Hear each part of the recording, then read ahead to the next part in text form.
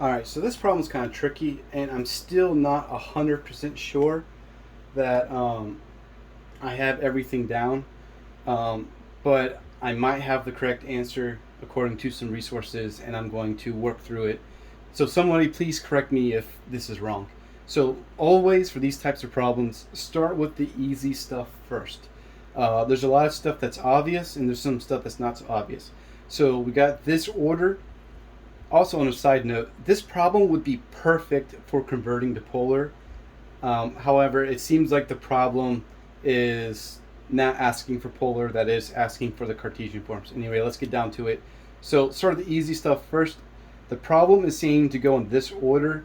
So, that's already decided for us. We already know x is 0, y is 0. And then looking at these equations, since x and y, their bottom bound is 0, you could plug those into z and also figure out that z bottom bound is also 0. We're instantly given the upper bound of z, so that's going to be a 2, right? And so here's where we got to do some more work. So when it comes to bounds, dx is always a function of y and z, and then y will be a function of z, and then z should be a constant. That's hopefully how it always should go. So we're going to start with the x, and we're going to set this equation as if it was equal to x. So let's see, we got x squared minus z minus that, and then you got x equals z. Alright, so that's nice and simple.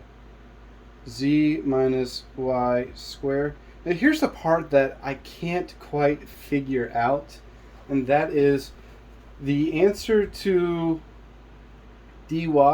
I always thought it would be you set x to 0, and then you solve for y, which would give us like the square root of z or something like that. It turns out the correct answer, according to my sources, is 2 minus z, not square root of z. I still haven't quite figured that out yet, but if someone can explain further as to why that is, or if that's incorrect or correct, please say something, because I still don't fully have this process down.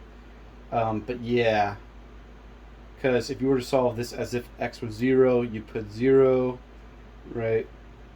And then you put negative z equals negative y squared, and then you have, right, y equals square root of z.